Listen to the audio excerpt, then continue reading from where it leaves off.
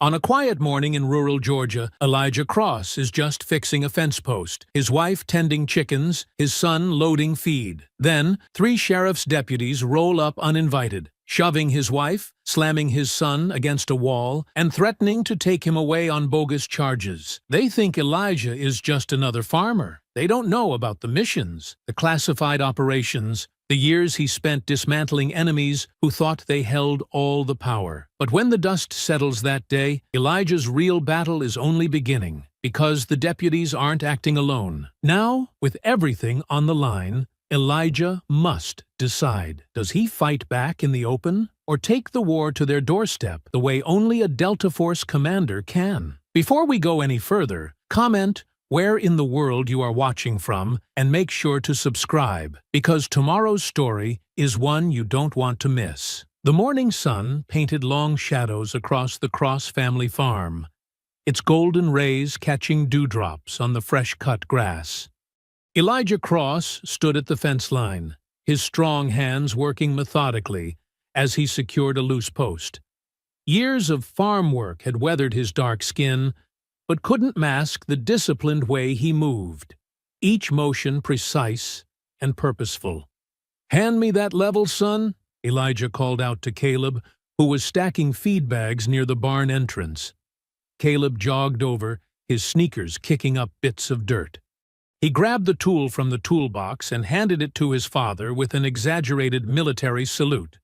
"Here you go, Commander, sir," he said with a grin. Elijah shook his head, trying to hide his smile. "At ease, soldier. And it's just plain old farmer now." "Oh, please," Denise called from the chicken coop, where she was gathering eggs into a woven basket. "You still jump out of bed at 500 hours like clockwork." Some habits never change.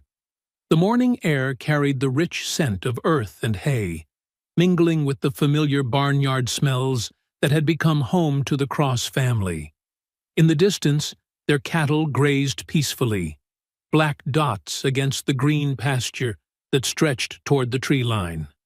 "The county fair committee called yesterday," Denise said, making her way toward them. She wore her usual work clothes, sturdy jeans and a plaid shirt with the sleeves rolled up. "They want us to bring extra produce this year.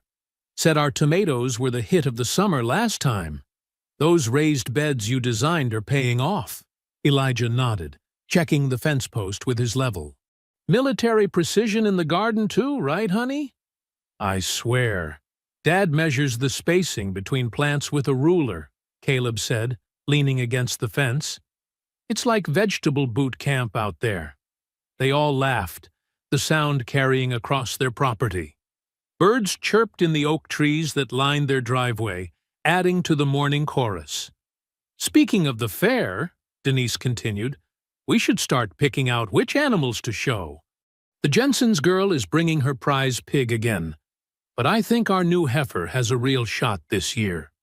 Elijah stepped back to admire his handiwork on the fence. "What do you think about entering some of your photos this time, Caleb? Those sunset shots you took last week were something special." Caleb shuffled his feet, suddenly interested in a clump of grass. "Maybe. Though Matt Hopkins always wins the photography category." "Because his daddy's the head judge," Denise said, setting down her basket. "But your work is twice as good, baby. Don't let that stop you." The morning light strengthened, burning away the last wisps of fog that clung to the lower fields. Their farm had been in Denise's family for 4 generations, each acre holding memories and stories. Elijah had fallen in love with both her and the land when he'd first returned from overseas, trading his combat boots for work boots without hesitation. "We need to finish up the north field today," Elijah said, walking toward the toolbox. "Weather report says rain coming in tomorrow." "I'll help after I finish my online classes," Caleb offered.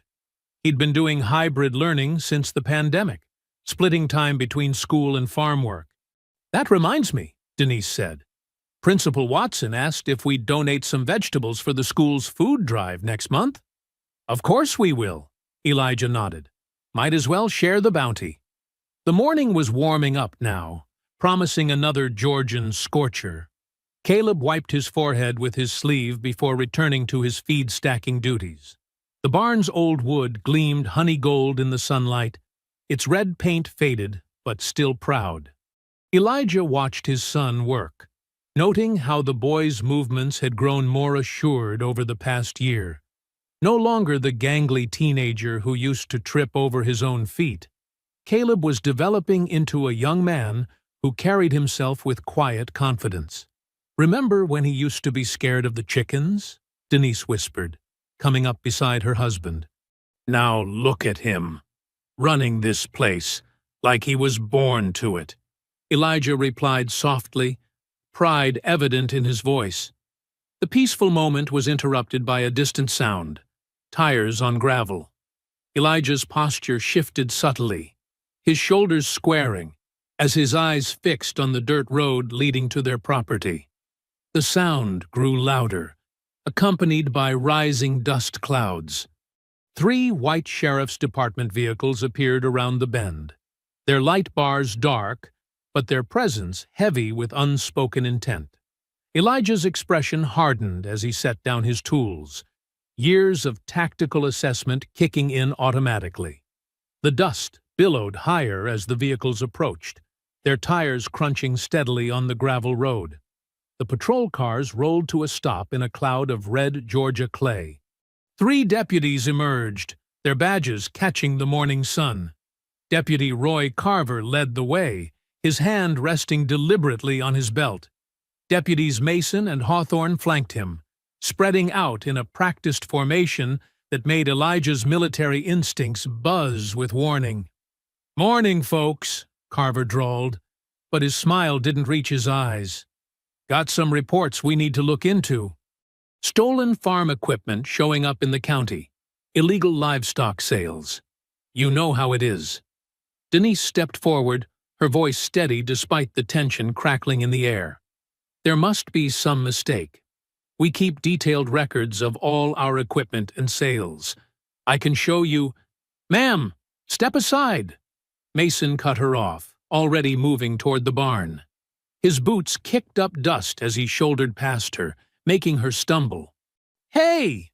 Caleb moved quickly, positioning himself between Mason and the barn door. "You can't just barge in here. Don't you need a warrant or something?" Hawthorne's massive frame loomed over Caleb.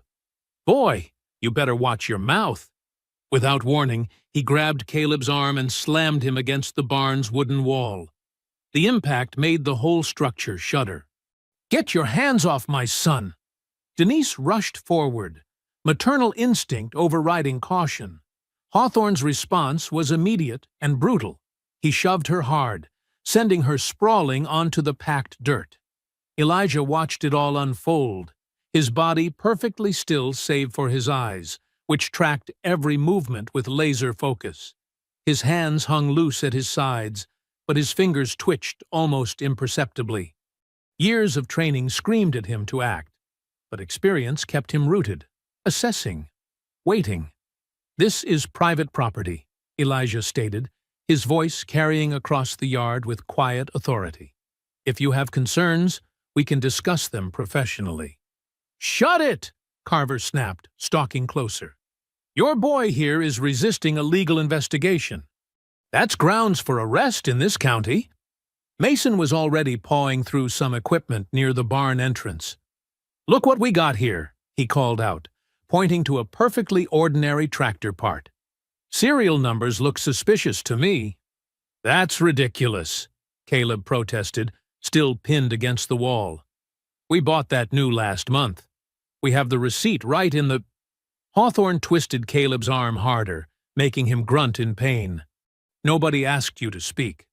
Denise pushed herself up from the ground, dirt staining her jeans. There was a small cut on her cheek where she'd hit the ground. "This is harassment, plain and simple. We've lived here for generations. Never had any trouble until—" "Until what, Mrs. Cross?" Carver's hand moved to his handcuffs. "Until you folks forgot your place?" The morning that had started so peacefully now felt charged with dangerous electricity. Birds had stopped singing. Even the livestock seemed to sense the tension, the cattle gathering at the far end of their pasture. "Last warning," Mason announced, pulling out his own cuffs. "Either the boy comes quietly, or we add assaulting an officer to the charges." "I didn't assault anybody." Caleb's voice cracked with fear and anger. "You're the ones who—" Hawthorne yanked him away from the wall, twisting both arms behind his back. The handcuffs clicked shut with metallic finality. "Please," Denise begged, her voice breaking. "He's just 17. Whatever you think we did, save it for the judge," Carver smirked, opening the back door of his patrol car. "Maybe a night in county lockup will teach him some respect." Elijah still hadn't moved from his spot, but something had changed in his stance. The casual farmer was gone, replaced by something else, something that made the air around him seem colder, more dangerous. Hawthorne started shoving Caleb toward the waiting car. The boy stumbled, his sneakers scraping against the gravel. Tears of frustration and fear streaked his face. "Watch your head," Mason taunted, pushing Caleb's head down toward the car door. That's when Elijah's voice cut through the morning air like a blade through silk. Low, measured, carrying the weight of absolute certainty. "Let my son go." Carver let out a harsh laugh that echoed across the farmyard. "Or what, farmer? You gonna make us?" He gestured at Hawthorne, who responded by twisting Caleb's arm even harder, making the boy gasp in pain. Something shifted in Elijah's eyes. The change was subtle, like a shadow passing over still water, but profound. His shoulders straightened almost imperceptibly, and his weight settled differently on his feet. 30 seconds, Elijah said, his voice carrying the same tone he'd used giving orders in combat zones. "That's how long you have to release my son and leave my property." Mason snorted, moving to flank Carver. "You threatening officers of the law?" His hand drifted toward his weapon. "I'm giving you a choice," Elijah replied evenly. "The smart one." Hawthorne started shoving Caleb toward the patrol car again. "Shut up and watch your boy take a ride downtown." Elijah moved. Later, Denise would struggle to describe exactly what happened.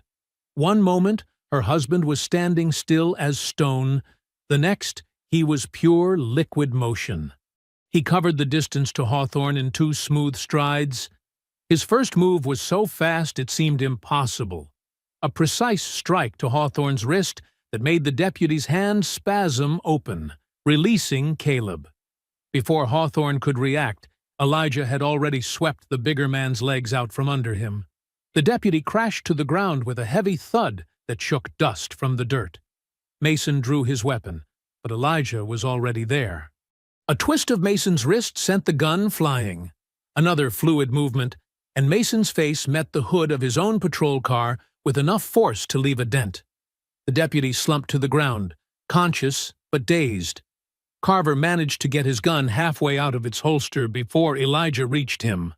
A precise strike to the deputy's elbow, followed by a sweep that took his feet out from under him. Carver hit the ground hard, and suddenly Elijah was on top of him, one knee pressed against his chest, the deputy's own weapon now in Elijah's steady hand. The entire sequence had taken less than 5 seconds. "What the hell?" Carver wheezed, struggling to breathe under the pressure of Elijah's knee. "How did you—" 20 seconds left. Elijah cut him off. His voice remained eerily calm, but there was steel beneath the words. "I suggest you use them wisely." Denise stood frozen by the barn, one hand pressed to her mouth. She'd known about Elijah's military background, of course, but seeing it in action was something else entirely. This wasn't her gentle husband who sang while working in the garden. This was the Delta Force commander who'd led elite missions in places they weren't allowed to discuss.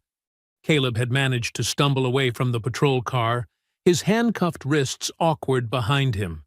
His eyes were wide with a mixture of fear and awe as he watched his father hold 3 armed deputies at bay, without breaking a sweat. "Keys!" Elijah commanded, pressing slightly harder with his knee. "Now!" Carver fumbled at his belt with shaking hands, producing a ring of keys. Elijah plucked them smoothly from his grasp and tossed them to Denise, who quickly moved to free Caleb. 10 seconds, Elijah announced.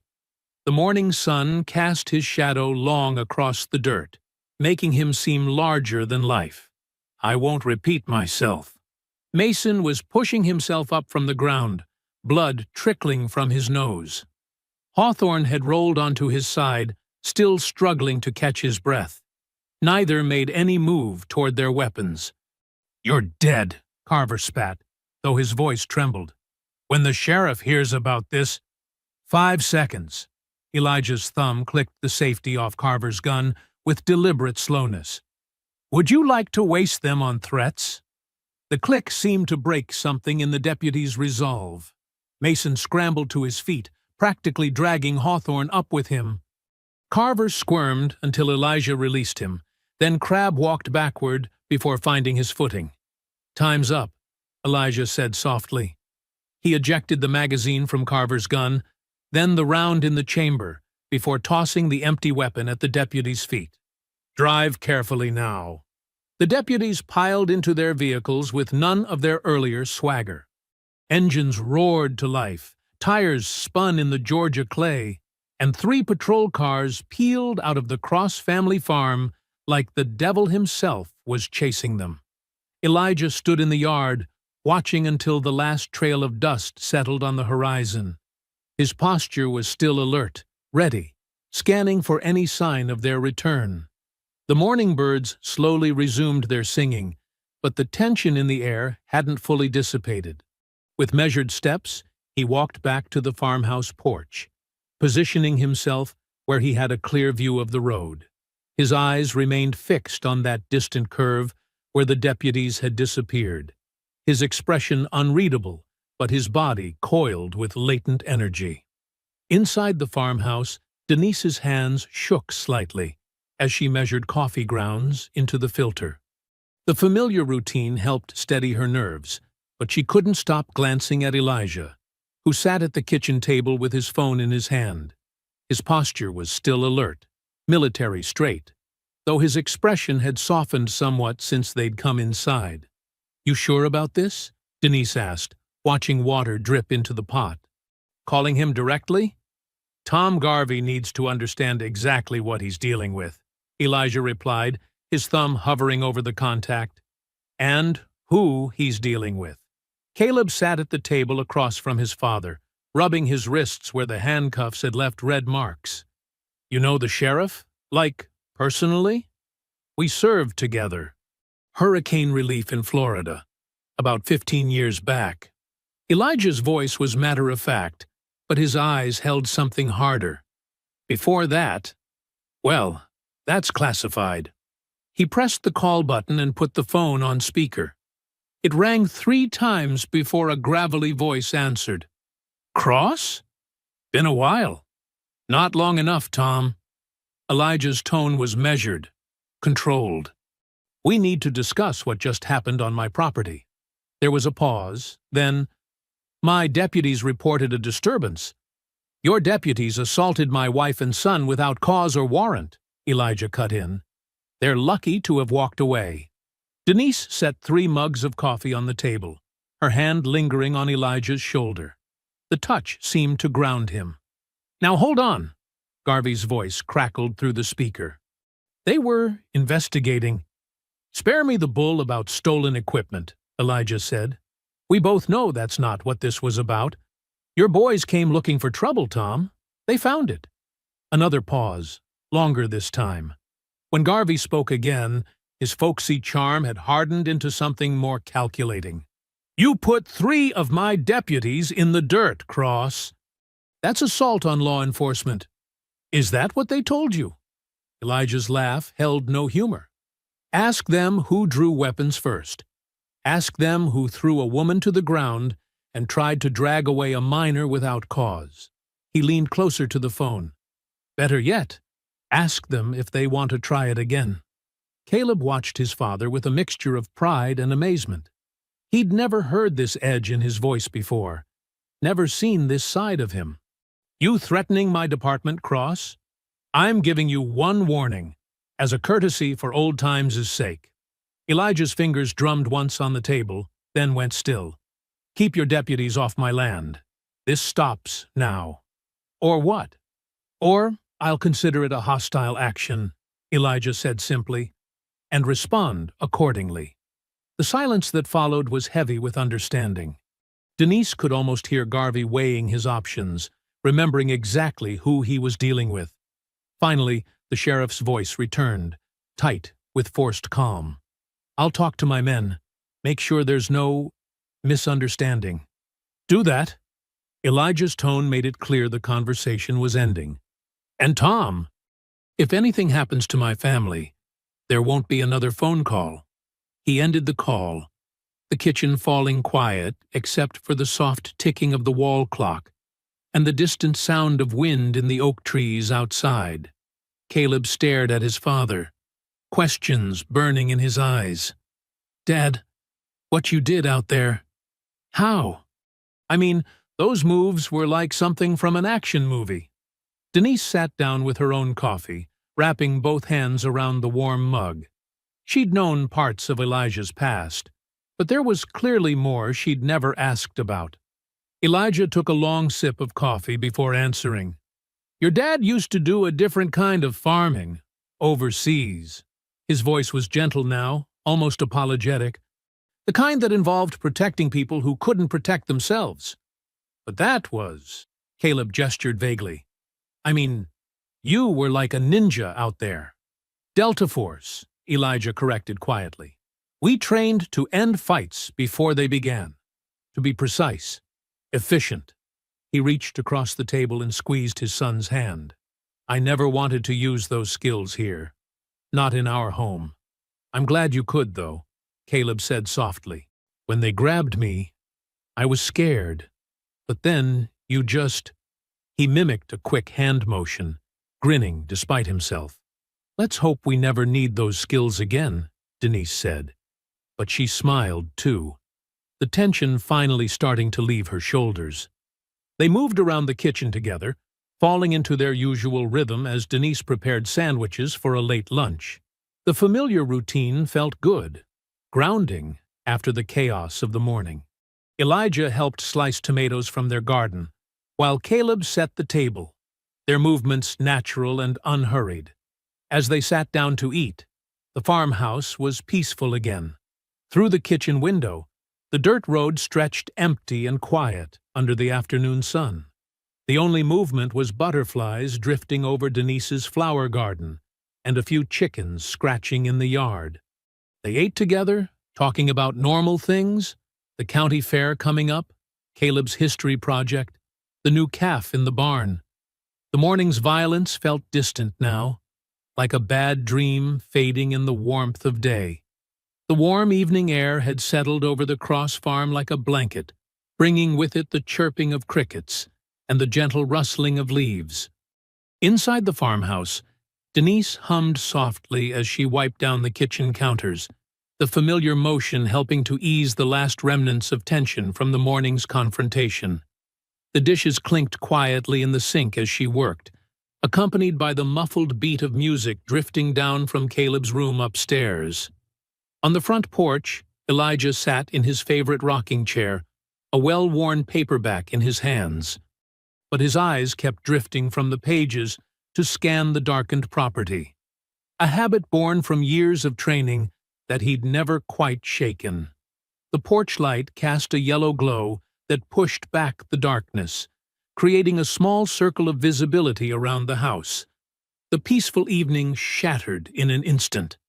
A truck engine roared on the road, too fast and too loud. Elijah's body tensed before his mind could process why. Then came the sharp crack of gunfire. Pop, pop, pop, and the horrible sound of glass exploding inward. "Get down!" Elijah shouted, already moving. He burst through the front door as bullets punched through windows, sending deadly shards flying. Denise screamed from the kitchen. "Mom!" Caleb's voice carried from upstairs, panic-stricken. Elijah crossed the space to Denise in 3 long strides, grabbing her arm and pulling her to the floor. They pressed against the kitchen cabinet as another shot rang out, this one taking out the window above the sink. Glass rained down, tinkling against the metal sink and scattering across the floor. "Stay down," Elijah commanded, his voice carrying the sharp edge of command. "Caleb, don't move." The truck's engine faded into the distance, leaving behind the acrid smell of gunpowder and the sound of Denise's rapid breathing. For a long moment, no one moved. Elijah's hand stayed firm on Denise's shoulder, his body partially shielding hers as he listened intently for any sign the attackers might return. "Is everyone okay?" he called out, his voice steady despite the adrenaline coursing through him. "I'm fine," Caleb shouted back, his voice shaky. "They didn't hit up here." Denise nodded against Elijah's shoulder, unable to find her voice just yet. Her hands trembled as she gripped his arm. "Stay where you are," Elijah ordered. He moved in a low crouch to the wall, pressing his back against it as he made his way to the window. Glass crunched under his boots with each careful step. The night outside had gone quiet again, but it wasn't the peaceful quiet of before. This silence felt hostile, watchful. Elijah's eyes, already adjusted to the darkness, scanned the property methodically. The truck was long gone, leaving only tire tracks in the dirt road and bullet holes in their home. "Caleb," he called up, "stay in your room until I clear the house. Denise, kitchen corner, away from windows." Moving with practiced efficiency, Elijah checked each room, each closet, each possible point of entry. The routine came back to him like muscle memory. Clear corners, check sight lines, secure the perimeter. When he was certain the immediate threat had passed, he allowed his family to move. Caleb practically flew down the stairs, his face pale in the dim light. He hugged his mother tight as she emerged from the kitchen corner, both of them trembling slightly. "I need to check outside," Elijah said, his voice gentler now, but still carrying authority. "Stay away from the windows. Caleb, help your mother clean up the glass, but be careful." The night air felt different as Elijah stepped onto the porch, heavier somehow. He moved silently across the yard, checking the bullet trajectories, marking where shells had hit. The attack hadn't been precise. Wild shots meant to terrorize rather than kill. That thought didn't make him feel any better. At the gate, something white caught his eye. A piece of paper, pinned to the wooden post with a hunting knife. Elijah approached cautiously, scanning for tripwires or other threats before retrieving the note. The message was short, written in rough block letters. "This is our county. You'll learn your place." Back on the porch, Elijah found an old metal pail they used for farm odds and ends. He emptied it, placed it on the concrete, and dropped the note inside. A match flared in the darkness as he lit it, the small flame casting dancing shadows across his face. He dropped it onto the paper, watching as the threatening words curled and blackened. His jaw tightened as he stared into the flames, the orange light reflecting in his eyes. The fire consumed the note quickly, leaving only ashes and the echo of a threat. Elijah didn't speak. Didn't need to. The set of his shoulders and the hardness in his expression said everything about what would come next. The pail's metal sides glowed softly in the dark as the last bits of paper turned to ash, carrying away any illusion that this fight was over. The morning sun filtered through the broken windows, now covered with sheets of plywood. Elijah sat at the kitchen table, his coffee growing cold in front of him. His fingers traced the bullet holes in the wall behind him, 3 neat circles punched through the drywall, a constant reminder of last night's attack. The phone rang, breaking the heavy silence. Elijah checked the caller ID. Major Allen Price, his old contact from North Carolina. He hadn't heard from Price in months. "Price," Elijah answered, his voice low and controlled. Cross. Price's familiar gravelly voice came through clear and urgent. Got some intel you need to hear? You sitting down? Been sitting all morning. Elijah's hand tightened around the coffee mug. What have you got? Those deputies who came at you yesterday, it's not random. Been making calls since I heard what happened. Price paused, and Elijah could hear papers shuffling. Your sheriff's department is neck-deep in something ugly. They're part of a coordinated operation targeting black-owned farms across 3 counties. Elijah's jaw clenched. Land seizures? Bingo! They create problems. Fake citations, trumped-up charges, property liens. Then their developer friends swoop in when farmers can't fight back anymore. Price's voice hardened. Your farm's on their list, Cross. Has been for months. Denise walked into the kitchen, catching the tension in Elijah's posture. She stopped, watching his face carefully. Who's backing it? Elijah asked, meeting Denise's eyes. Local politicians, business developers, few judges in their pocket. Sheriff Garvey's running point on the enforcement side. Price cleared his throat. Remember that disaster relief operation where you met him? Yeah. Well, seems he learned the wrong lessons about power. He's built himself quite the network. They've already forced out 4 families this year alone. Elijah stood, moving to the window. Through the plywood slats, he could see Caleb in the barn, going about his morning chores like nothing had changed. But everything had changed. This isn't just about us anymore, Elijah said quietly. No, it's not. And Cross, Price's voice dropped lower. These people, they're used to getting their way. When intimidation doesn't work, they get creative. Real creative. Appreciate the heads up, Price. Watch your 6, Commander. I'll keep digging on my end. The line went dead.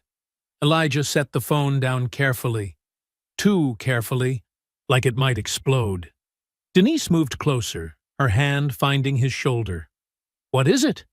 It's bigger than we thought. Elijah turned to face her. The sheriff, the deputies. They're running a scheme to force black farmers off their land. We're just the latest target. Dear God. Denise sank into a chair. The other families at church who lost their farms. Yeah.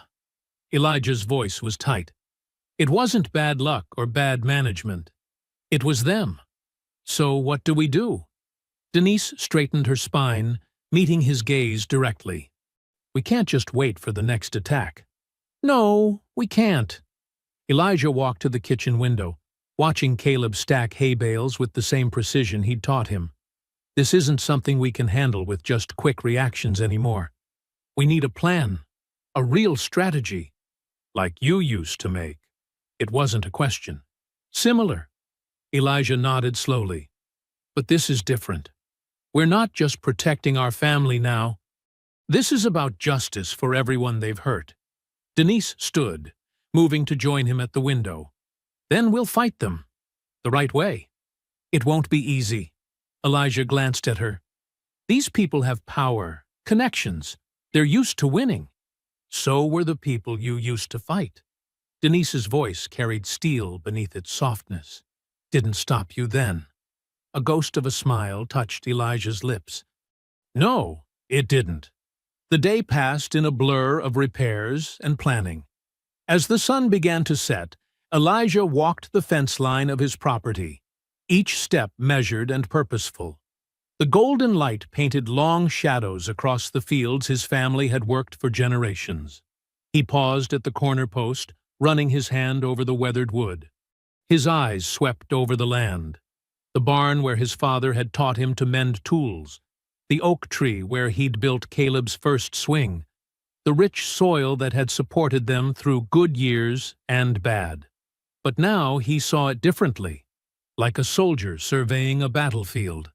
Every rise and dip in the terrain, every structure and tree line, every possible approach and retreat route stood out in sharp relief. This land wasn't just his family's heritage anymore. It had become something else, a line in the sand, a place where justice would either prevail or fail. And Elijah Cross had never been one to let justice fail. The hardware store's bell jingled as Elijah pushed through the door. Morning sunlight streamed in behind him, casting his shadow across worn linoleum floors. He moved with purpose down each aisle, filling his cart with specific items: heavy-duty batteries, motion sensors, lengths of weatherproof wiring. At the electronics store next door, the young clerk's eyes widened at Elijah's list.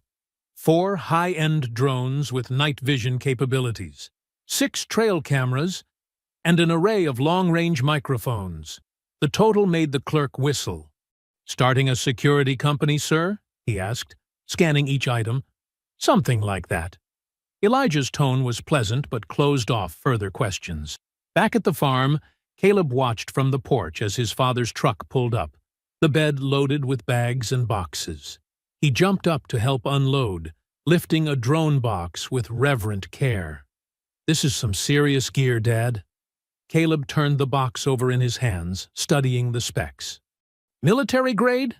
"Civilian version," Elijah corrected, pulling out more equipment. "But it'll do the job. Want to learn how to set it up?"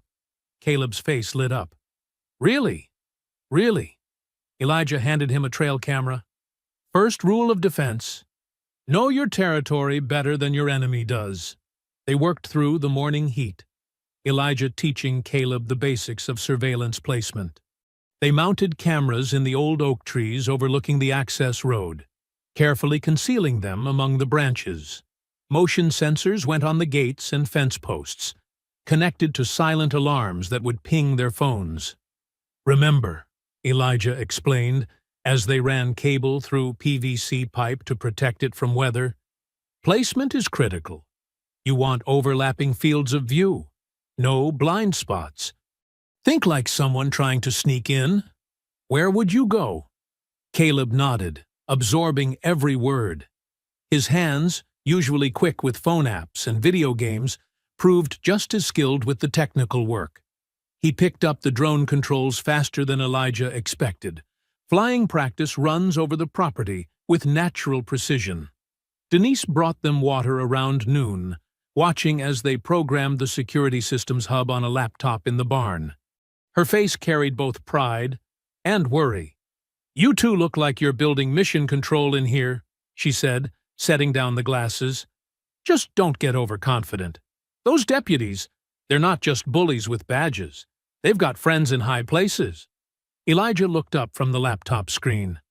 "That's exactly why we need this, honey. Can't fight what we can't see coming." "I know." Denise squeezed his shoulder.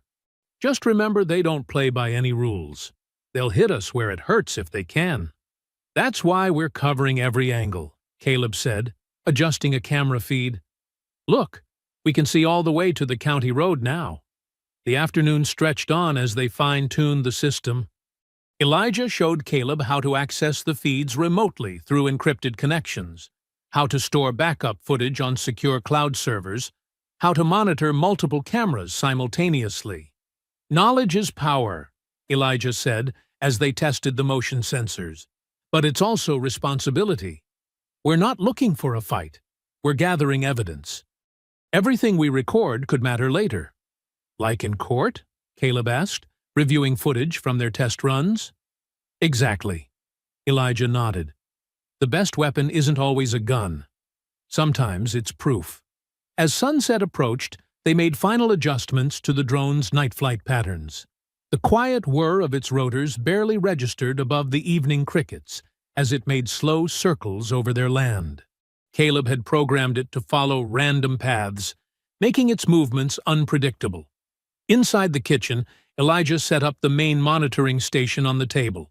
3 laptops displaying different camera angles, a tablet showing the drone's thermal imaging feed. Caleb pulled up a chair beside him, eyes bright with focus, as they watched the property's perimeter in crisp digital clarity.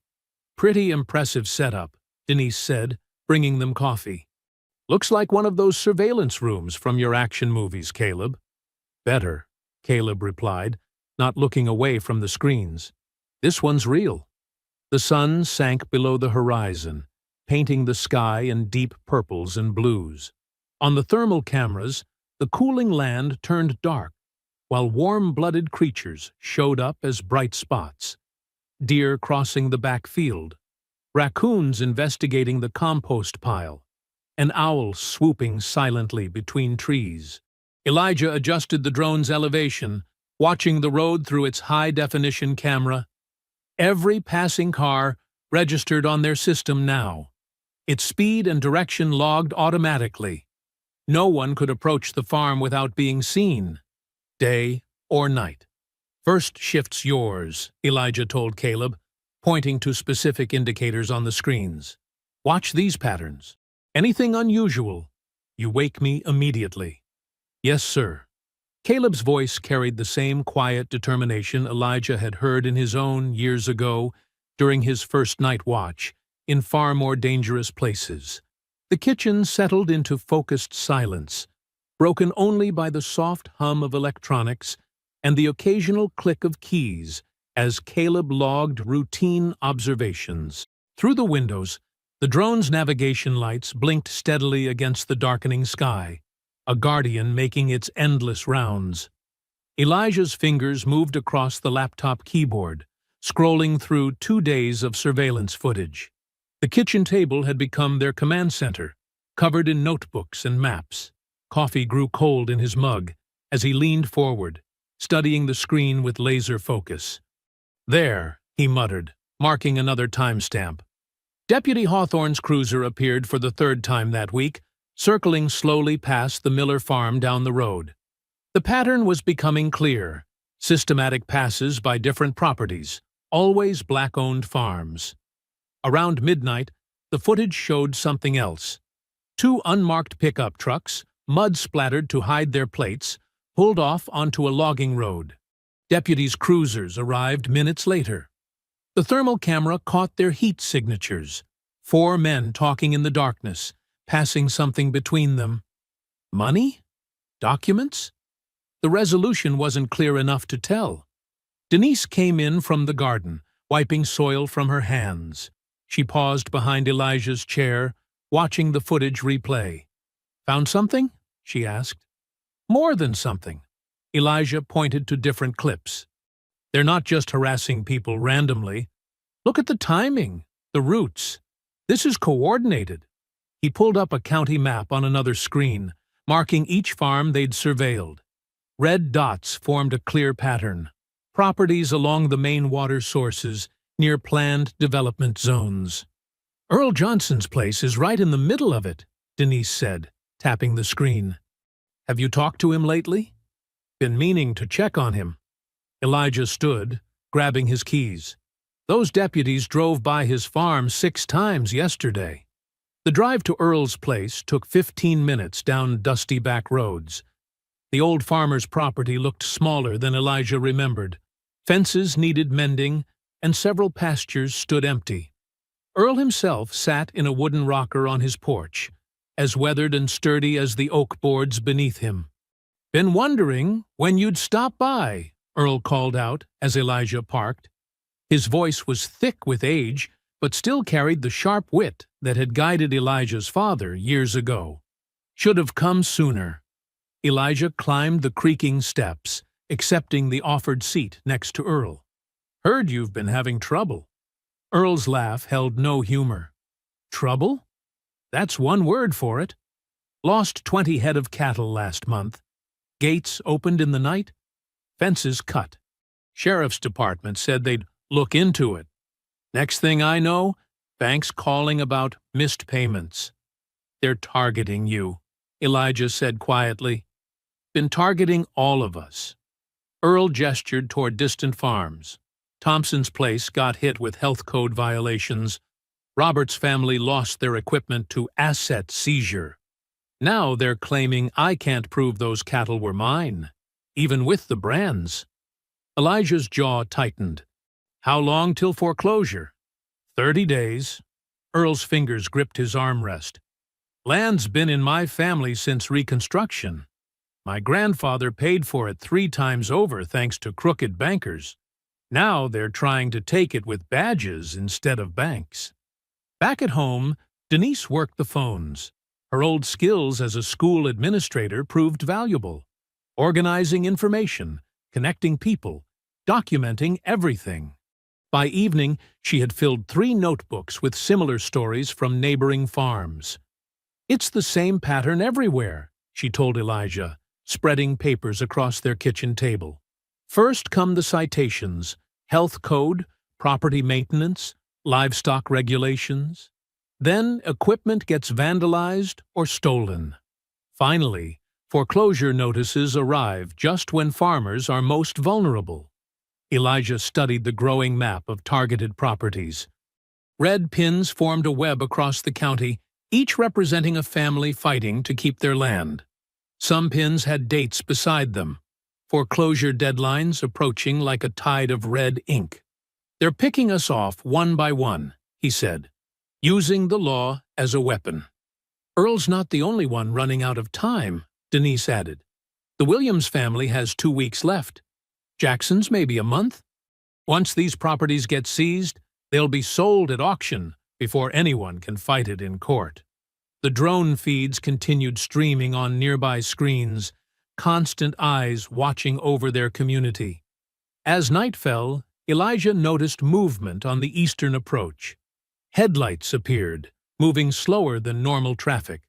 The vehicle crept along the county road, passed their front gate, then turned away without stopping. Elijah froze the frame, enhancing the image. The license plate stood out clearly in the infrared camera's view. He wrote down the numbers, adding them to their growing database of suspicious vehicles. "Got you," he whispered, marking the time and direction. Every piece of evidence mattered now. Their neighbors' lands, their heritage, their future, all of it hung by threads being cut one by one. But threads could also be woven into nets, and Elijah intended to catch every predator stalking their community. The drone's quiet hum continued overhead, its cameras recording through the darkness. On the wall, the map's red pins seemed to glow like warning lights, marking the battleground where an entire community's legacy would be won or lost. The county courthouse buzzed with quiet conversation as people filed into the monthly public meeting. Fluorescent lights cast a harsh glare over the wood-paneled walls and rows of metal folding chairs. Elijah sat near the back, a USB drive heavy in his pocket. Denise squeezed his hand, her eyes steady and determined. Sheriff Garvey sat at the front table with other county officials, his badge gleaming. Deputy Mason lounged against the wall, arms crossed, looking bored. Neither had noticed Elijah yet. The meeting droned through its usual agenda: budget reports, zoning requests, complaints about potholes. When the chairman finally called for public comments, Elijah stood. A few heads turned, recognizing him. Deputy Mason straightened, his casual stance becoming rigid. "My name is Elijah Cross," he began, voice clear and measured. "I'm here to address ongoing issues with our sheriff's department's treatment of local farmers." Sheriff Garvey's face tightened. Before he could interrupt, Elijah continued, "I have video evidence of deputy misconduct that this council needs to see." He walked to the projector setup, plugging in his drive. The room went quiet as the screen flickered to life. The timestamp showed 3 days ago, Earl Johnson's farm in broad daylight. The footage was crystal clear. Deputy Mason's cruiser pulled up to Earl's gate. The elderly farmer walked out to meet him, moving slowly with his cane.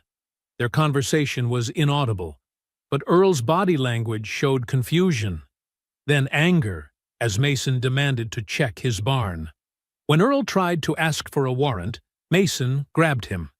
The deputy's face twisted with contempt as he shoved the old man backward. Earl fell hard, his cane clattering away. Mason stood over him, hand on his weapon, shouting something while Earl struggled to get up. Gasps filled the room. A woman near the front covered her mouth.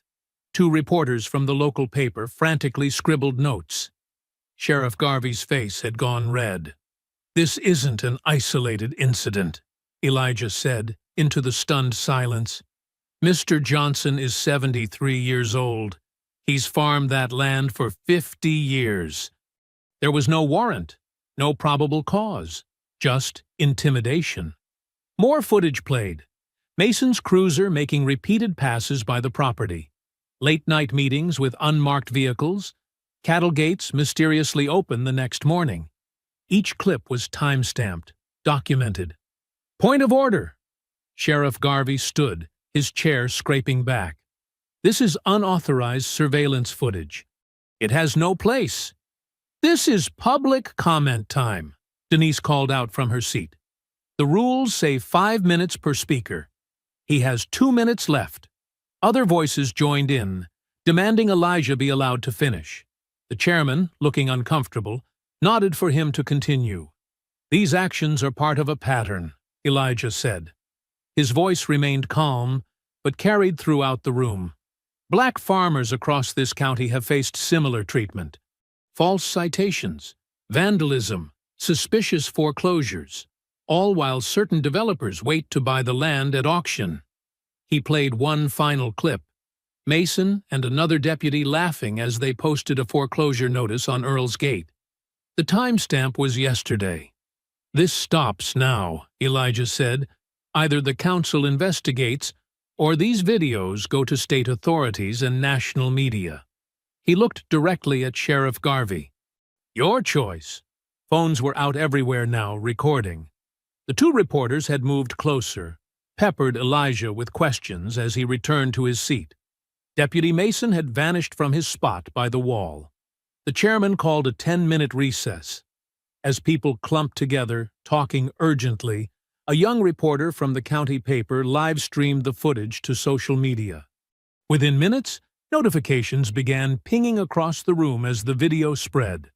Sheriff Garvey stormed out, followed by his remaining deputies. Elijah watched them go, his face giving away nothing. Other farmers approached, sharing their own stories in hushed voices. Earl Johnson's daughter hugged Denise, tears in her eyes. Hours later, back home at their kitchen table, Elijah refreshed the video post. The view count had jumped again, 15,000 and climbing. Comments poured in, many from other rural communities sharing similar experiences. 3 news stations had requested interviews. Denise set fresh coffee beside him, resting her hand on his shoulder. Her small smile carried pride and hope. The footage played silently on his laptop. Earl struggling to stand while Mason towered over him. But now the world was watching. Now there were witnesses. "They can't hide it anymore," Denise said softly. Elijah nodded, covering her hand with his. The view counter ticked upward again. Each new number felt like a small victory, a crack in the wall of silence that had protected corruption for so long. For the first time since the deputies had first appeared on their farm, they felt the tide beginning to turn. Local news notifications popped up on his phone. The story was spreading, gaining momentum with every share and repost. Their quiet war for justice had finally found its voice. The question now was how their opponents would respond. The crackle of flames woke Elijah at 2 a.m. Smoke filled his nostrils before his eyes even opened. He bolted upright, already moving as Denise stirred beside him. "Fire!" he shouted, yanking on his boots. "Caleb, get up!" Through their bedroom window, orange light flickered against the night sky. The storage barn, where they kept their tractors and most expensive equipment, was engulfed in flames. The fire had already eaten through half the roof. Caleb burst out of his room, pulling on a jacket. "Dad!" "The animals first," Elijah ordered, his military training taking over. "Your mother will call 911. You take the north doors, I'll take the south." "Move!" They sprinted across the yard. Heat blasted their faces as they approached the burning structure. Inside, horses whinnied in panic, and their small herd of cattle bellowed. Smoke poured from every gap in the wooden walls. Elijah threw open the south doors while Caleb worked the north entrance. The horses bolted out as soon as they had a path. Elijah and Caleb drove the cattle through both exits, counting heads as the animals fled to the far pasture. "The equipment," Caleb started, moving toward the burning section. "No!" Elijah grabbed his son's arm. "Too late! The roof's about to go!" They backed away just as the center beam cracked with a thunderous sound. Sparks shot skyward as the roof collapsed inward. Their newest tractor, the seed spreader, and most of their mechanical equipment disappeared under the burning wreckage. Fire trucks arrived 15 minutes later, but by then there was little left to save. The firefighters focused on keeping the blaze from spreading to nearby structures. Elijah stood with his family, watching their livelihood burn. Denise wept quietly. Caleb's fists were clenched at his sides. Dawn broke over the smoking ruins. The fire marshal walked the scene, noting the strong smell of accelerant. "This was deliberate," he said, though his eyes didn't meet Elijah's. "We'll investigate, but—" His voice trailed off. Everyone knew nothing would come of it. Caleb left for school despite Denise's protests, refusing to let them win by hiding. "I'll be fine, Mom," he insisted. "They can't touch me there." 2 hours later, Elijah's phone rang. It was the school principal, voice tight with forced professionalism. "Mr. Cross, there's been an incident. The police found substances in Caleb's truck. They're taking him into custody." Elijah's grip nearly cracked his phone. "What substances?" "Methamphetamine, sir. A significant amount." The drive to the school was a blur. Elijah and Denise arrived to find police cars in the parking lot, students filming with their phones as deputies led Caleb away in handcuffs. Deputy Mason stood by Caleb's truck, holding up a clear bag of crystals he'd discovered during his search. "Look what we found," Mason sneered as they approached. "Seems like someone's been busy." "That's not mine," Caleb shouted. "They planted it." "Dad, you know I'd never—" "Shut it, kid." Mason grabbed Caleb's arm roughly. "You have the right to remain silent. Use it." Denise moved forward, but Elijah held her back. His face was expressionless, but his eyes burned as they followed every movement, every face, every detail of the scene. He watched them put his son in the back of a patrol car, memorizing badge numbers and license plates. At the station, they refused to let them see Caleb. The booking officer smiled coldly as he read the charges. "Possession with intent to distribute. That's a felony. Bail hearings tomorrow morning." Outside, reporters had already gathered. Local news vans lined the street, cameras rolling as a reporter spoke into her microphone. Following recent allegations against the sheriff's department, police have uncovered possible gang activity at the center of the controversy. The son of Elijah Cross, who recently accused deputies of harassment, was arrested today with a large quantity of illegal drugs. Denise broke down in the car, her sobs echoing in the confined space. "Our baby. They're going to ruin his life. Everything we built. Everything we fought for." Elijah sat rigid in the driver's seat, staring straight ahead. His silence was deeper than words, colder than ice. His mind catalogued and calculated resources, contacts, contingencies. The tactician in him, the part that had led men through the world's worst places, was already mapping out the next phase of this war. The sun sank toward the horizon as they sat in the county jail parking lot. The building loomed before them, red brick turned crimson in the dying light. Denise had cried herself quiet beside him. Elijah's voice, when it finally came, was barely above a whisper, but it carried the weight of an absolute promise. "You just made the worst mistake of your lives." The clock struck midnight as Elijah sat alone in his home office. the blue glow of his laptop screen illuminating his face. His fingers moved deliberately across the keyboard, entering a series of complex passwords he hadn't used in years. The encrypted contact list appeared, names and numbers of men he'd trusted with his life in places too dangerous to mention. Denise was finally asleep, exhausted from crying. The house felt too quiet without Caleb's music playing upstairs or his footsteps in the hallway.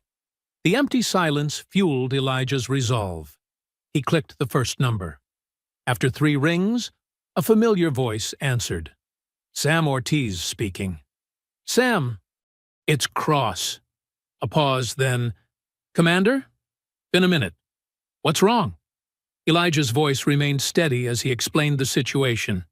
The harassment, the burning barn, his son in jail on planted evidence. Sam listened without interrupting. Those backwoods losers, Sam finally said.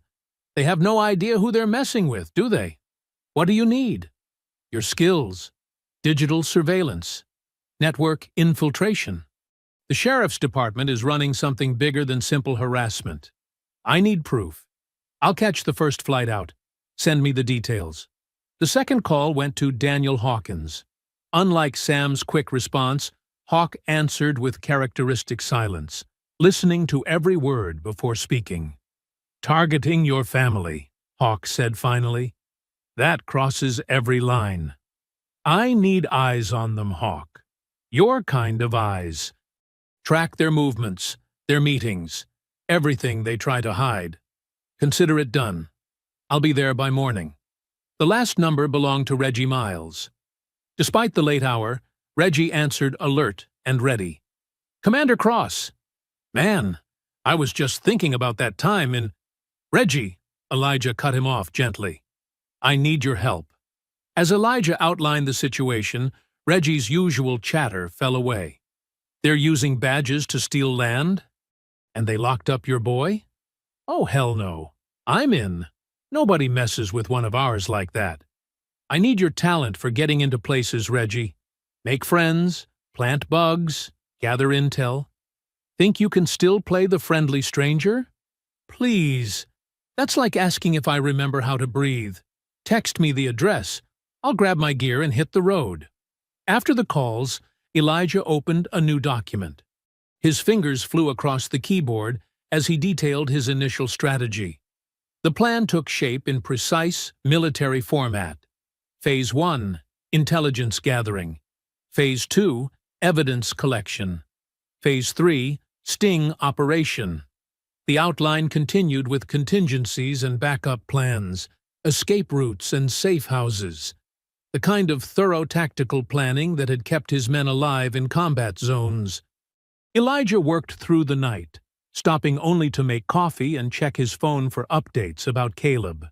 Around 5 a.m., he heard vehicles approaching. Not patrol cars this time. He recognized the distinct sound of a Jeep's engine, followed by 2 more vehicles. He stepped onto the porch just as the sun began to rise. 3 vehicles pulled up to his house, a black Jeep Wrangler, a dark blue Ford pickup, and a silver SUV. The men who stepped out looked ordinary enough. No one would guess they were among the most skilled operators he'd ever commanded. Sam Ortiz emerged from the Jeep, laptop bag slung over his shoulder, his usual grin replaced by focused determination. Hawk slid silently from the pickup, his eyes already scanning the property perimeter. Reggie hopped out of the SUV, stretching after the long drive. Movement upstairs caught Elijah's attention. Caleb stood at his window, staring down at the arrival of these strangers who moved with unmistakable military precision. Even from a distance, Elijah could see the mix of curiosity and hope on his son's face. The 3 men approached the porch. No words were needed, as Elijah met each one with the same greeting, a firm handshake that spoke of shared battles and absolute trust. Each grip held for a moment, longer than normal, acknowledging that once again they were going to war together. Welcome to the farm, gentlemen, Elijah said quietly. Caleb appeared in the doorway behind him, watching in silence as these ordinary-looking men formed a loose circle on their porch. In the growing morning light, his father stood at their center, no longer just the careful farmer he knew, but something else, a commander preparing his team for battle. The morning sun streamed through the dining room windows as Elijah and his team gathered around the table. Coffee cups dotted the wooden surface between spread-out county maps and surveillance photos. The smell of Denise's fresh-baked biscuits filled the air, a homey contrast to the serious work ahead. Sam sat with his laptop open, fingers dancing across the keyboard. 3 additional screens showed scrolling data as he dug into the county's records. "Their security is a joke," he muttered, shaking his head. "Basic encryption, outdated firewalls. They're not even trying to hide it well." Hawk stood behind Caleb, teaching him how to mark patrol patterns on a map. "See how they circle these properties?" he said quietly, pointing to 3 farms highlighted in red. "They're establishing presence, creating pressure. Classic intimidation tactics." "Like they did with us," Caleb said, his jaw tight. "Exactly. But now we use their pattern against them." Hawk handed Caleb a small rangefinder. "This will help you track distances and movement from safe observation points."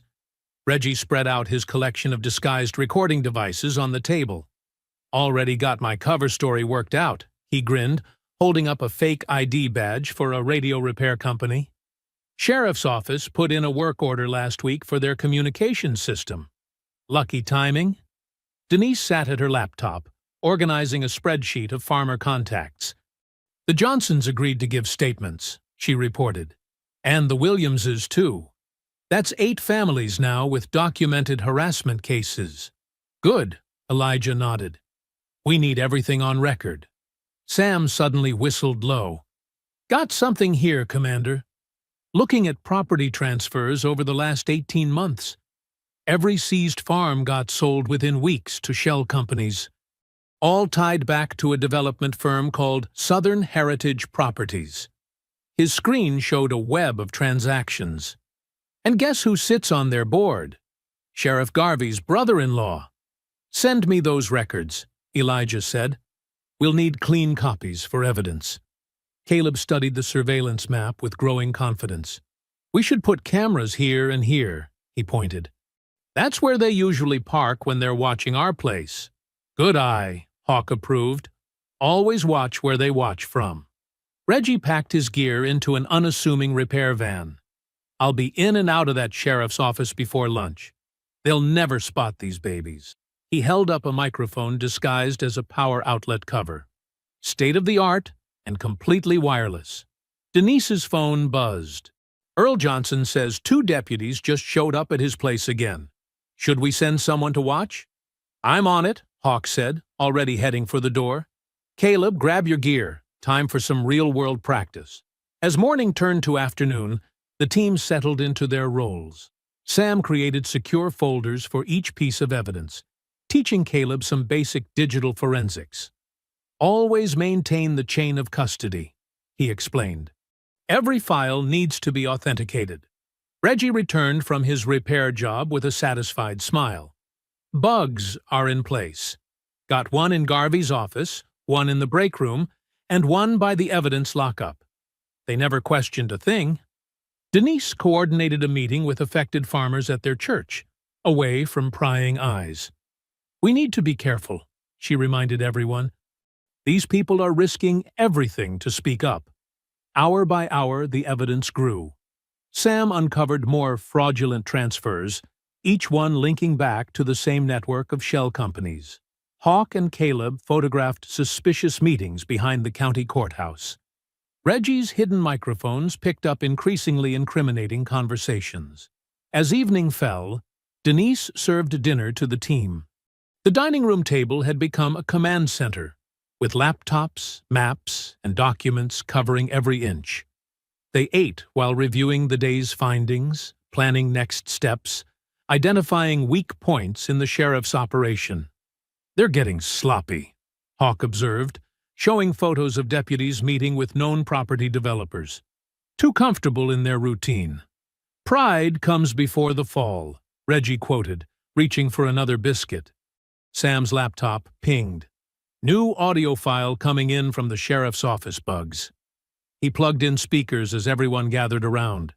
Sheriff Garvey's voice filled the room, casual and cold. "Johnson's place should be ready to move on next week. Same deal as the others. 30 grand up front. Another 50 when the deed transfers." Another voice. "What about the Cross farm?" "That's different," Garvey said. "Cross is dangerous. We need to handle him special. Break him down first, then—" Elijah's hand was steady as he pressed the save button on the audio file, but his eyes had turned to steel. The recording was exactly what they needed. Clear evidence of conspiracy and corruption. But hearing them discuss his family so callously made his jaw clench. "Got it backed up to 3 secure servers," Sam confirmed quietly. Denise touched Elijah's shoulder. The room fell silent as the implications sank in. They had proof now. Irrefutable proof of the sheriff's crimes. The next phase could begin.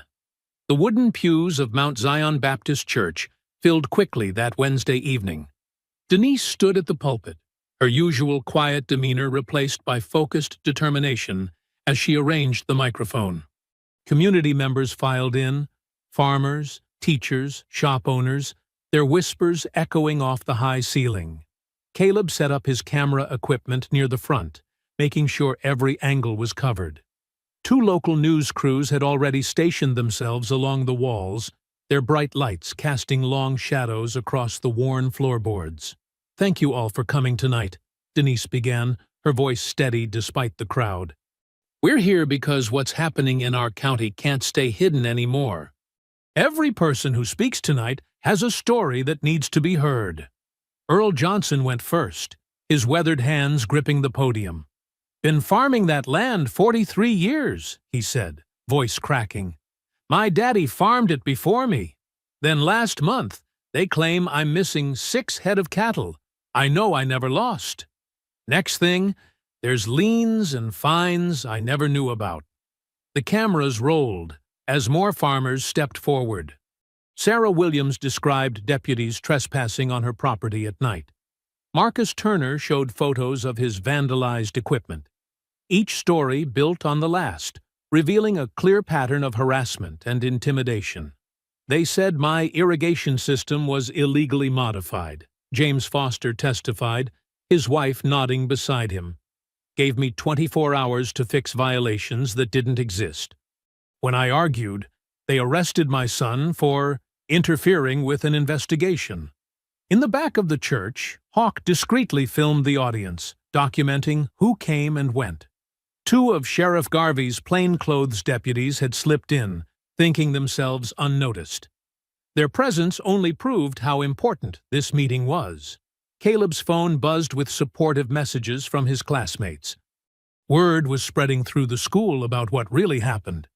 His media club friends had started an online campaign questioning the drug charges, sharing clips from earlier protests against police corruption. "My son was targeted too," Denise said when the testimonies finished. "They planted evidence, tried to ruin his future. But we won't let them destroy our children's lives or steal the land we worked so hard for." The local reporters pressed forward, microphones extended. "Mrs. Cross, are you saying the sheriff's department is deliberately targeting black-owned farms?" "The evidence speaks for itself," she replied calmly. "Look at the pattern. Look at the property records. Ask yourself who benefits when our farms are seized and sold." More questions followed, but Denise kept her answers measured and precise, just as Elijah had advised. Don't give them anything to twist. Let the facts tell the story. Outside the church, Elijah watched the parking lot from his truck, scanning for any signs of retaliation. The sheriff's men were getting desperate. Public sentiment was turning against them as more people connected the dots. His phone lit up with a text from Sam. "Sheriff's office going crazy. Multiple calls to lawyers and developers. They know they're exposed. Reggie's message followed. Bugs picked up Garvey, ordering all files moved off-site, starting to cover tracks. The town hall lasted nearly 3 hours. When it finally ended, people lingered in small groups, sharing more stories, exchanging numbers, building the network of resistance that Denise had carefully cultivated. "You did good, Mom," Caleb said, as they packed up the camera equipment. "This is going to wake people up." "It's just the beginning," she replied, hugging him close. "But at least now they know they're not alone." Elijah drove them home along dark country roads, watching for tail lights in his mirrors. The night felt charged with possibility and danger. They had landed a solid blow, but the sheriff's department still held power. They could still hurt people. Back at the farm, Hawk's surveillance feeds showed increased patrol activity around targeted properties. The deputies were agitated, their routine disrupted by the public exposure. "They're scared," Sam observed, monitoring police radio chatter. "Making mistakes." Caleb edited footage from the town hall late into the night, his determination matching his father's focus. The finished video would be impossible to ignore. Dozens of voices speaking truth to power, backed by documents and data. Denise sat with Elijah on the porch, both of them too wired to sleep. "I saw people finding their courage tonight," she said softly. "Standing together instead of suffering alone." "You gave them that strength," he replied, squeezing her hand. His phone rang just past midnight. Major Price's number lighting up the screen. "We've got enough," Price said without preamble. "Time to move." The abandoned warehouse sat dark and silent on the outskirts of town. Dust motes danced in thin beams of afternoon light, filtering through grimy windows. Elijah crouched behind a stack of wooden crates, his earpiece quietly crackling with radio chatter. Sam and Hawk were positioned near the loading dock, while Reggie monitored the surveillance feed from a van across the street. FBI Special Agent Diana Martinez knelt beside Elijah, checking her vest straps. "Your intel was solid," she whispered. "Everything matches the pattern. Same time, same location they've used before." Elijah nodded, his eyes fixed on the side entrance. 6 other federal agents waited in the shadows, weapons ready, but out of sight. They needed the exchange to happen before moving in. "Target vehicles approaching," Reggie's voice came through the earpiece. 3 SUVs, matches the sheriff's department plates. Through the warehouse windows, they watched the vehicles pull up. Sheriff Garvey stepped out first, followed by Deputies Carver, Mason, Hawthorne, and Wilson. A black Mercedes arrived moments later. James Davidson, the developer who'd been buying up seized properties at fraction of their worth.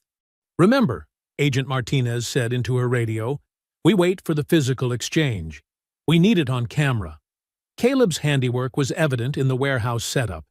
Hidden cameras covered every angle, their feeds streaming directly to FBI servers. No evidence could disappear this time. The warehouse door creaked open. Sheriff Garvey's boots echoed on the concrete floor as he led his group inside. Davidson followed, carrying a sleek briefcase. "Let's make this quick," Davidson said, his voice picking up clearly on the microphones. "I've got the cash. You have the deeds?" "Right here." Garvey patted a manila envelope.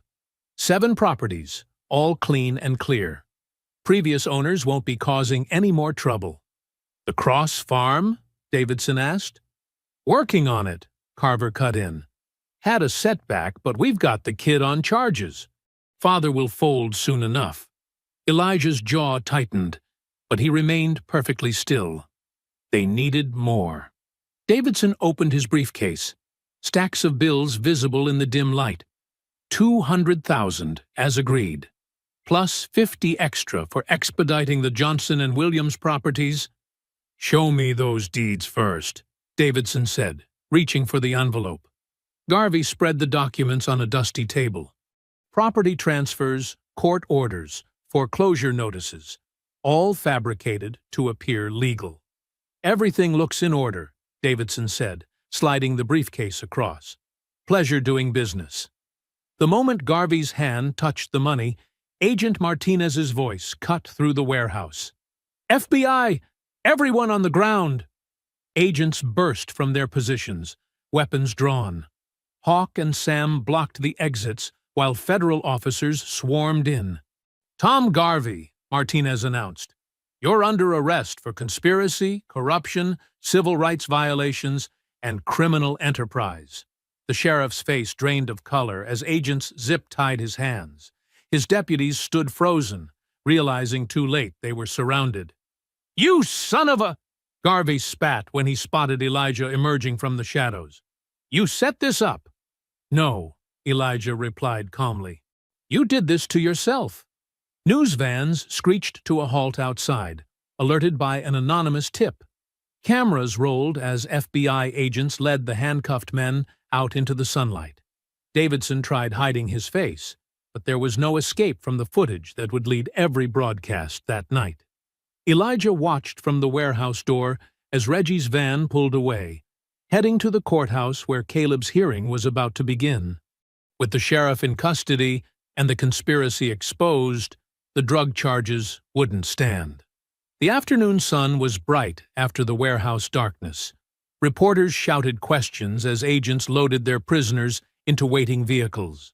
Local farmers began arriving, drawn by the news spreading like wildfire through the community. Earl Johnson stood at the edge of the crowd, tears in his eyes as he watched his tormentors being taken away. Other families gathered, holding each other, finally seeing justice done. Outside the courthouse steps across town, Denise paced nervously until the doors opened. Caleb emerged, a wide smile breaking across his face. The charges had been dropped, his record cleared. "Mom!" he called out, running down the steps. Denise caught him in a fierce hug, her shoulders shaking with relief. Around them, supporters cheered and called out congratulations. Elijah arrived just in time to see Sheriff Garvey and his deputies being led up the courthouse steps in chains, now facing their own charges. News cameras swiveled between the fallen sheriff and the family he'd tried to destroy. The contrast couldn't have been clearer. A corrupt system's power crumbling while an honest family stood strong, surrounded by their community. Through his earpiece, Elijah heard Agent Martinez. "FBI secured all files from the sheriff's office, found records going back 5 years. This is bigger than we thought." Garvey caught Elijah's eye as deputies loaded him into a prisoner transport van. The sheriff's face was a mask of fury and defeat, knowing his carefully built empire had been dismantled by the very man he'd tried to break. Morning dew sparkled on fresh-cut grass as people gathered under the sprawling oak tree at the Cross Farm. Folding chairs formed a circle, while card tables held coffee urns and Denise's famous peach cobbler. The scent of new wood from the rebuilt barn mixed with the earthy smell of fall approaching. Earl Johnson sat with his grandson, pointing out improvements made since the community pitched in to restore his cattle fencing. Other farmers who'd nearly lost everything to the sheriff's scheme now discussed forming a legal defense fund. Their voices carried across the yard, strong, unafraid, planning for the future. "We're thinking of calling it the Cross County Agricultural Cooperative," Martha Williams announced, unfolding a draft charter. "If everyone agrees, that is." Denise blushed at the suggestion. "It should be named for all of us," she said, but the group insisted. After all, the Cross family's stand had exposed the corruption and brought them together. Caleb moved through the crowd with his camera, documenting the meeting for his growing archive. The scholarship committee had been impressed by his footage of the sting operation, but it was his interviews with affected families that sealed the deal. Full ride to journalism school, his mother hadn't stopped smiling for days. "Got everything set for D.C. next week?" Sam asked Denise, helping himself to more coffee. She nodded, still amazed at the invitation to keynote the Agricultural Justice Conference. "Speech is ready. though public speaking isn't exactly my comfort zone. You'll do great, Reggie assured her. Those politicians need to hear from someone who actually lived through this. Near the barn, Hawk and Elijah leaned against the new wall, watching the gathering. Tools and lumber were still scattered around, evidence of the community rebuild that had brought neighbors together every weekend for the past month. Reminds me of that village in Kosovo, Hawk said quietly. Remember? After we cleared the militia out? Elijah nodded. People coming together, rebuilding, standing watch over each other. Different kind of mission here, Sam added, joining them. But same principle. Protect what matters. Speaking of protection, Reggie chimed in, that security system we installed is top-notch. Cameras, motion sensors, the works. Nobody's sneaking up on this place again. Elijah smiled. Appreciate you boys sticking around to help set everything right. Wouldn't have missed it, Sam replied. Besides, watching those deputies do the perp walk was worth the trip alone. They shared knowing looks, remembering the satisfaction of seeing justice served. The federal investigation was still expanding, uncovering similar schemes in neighboring counties. But here, in this community, healing had already begun. Caleb approached with his camera. Hey, Dad, can I get a shot of you guys for the documentary epilogue? The four men straightened up, falling naturally into familiar formation. Brothers in arms, even in civilian clothes. Your boy's got talent, Hawk said, after Caleb moved on. Good eye for detail. Would have made a hell of an operator. He'll make a better journalist, Elijah replied. World needs truth-tellers as much as warriors. The meeting shifted to lunch, people spreading blankets on the grass. Children played tag between the adults, while teenagers helped set out food. The scene could have been from any normal gathering, except for the subtle signs of what they'd overcome. A farmer's arm still in a cast from a deputy's rough handling, newly installed security lights on every barn. Denise called everyone to attention standing by the oak tree. I want to thank you all for being here today. What we've built goes beyond a legal cooperative. We've created a family, and families protect their own. Murmurs of agreement rippled through the crowd. She continued, growing more confident with each word. Next week in Washington, I'll tell them about our fight, about how we stood together against intimidation and corruption. But more importantly, I'll tell them about this, about community rising stronger from adversity.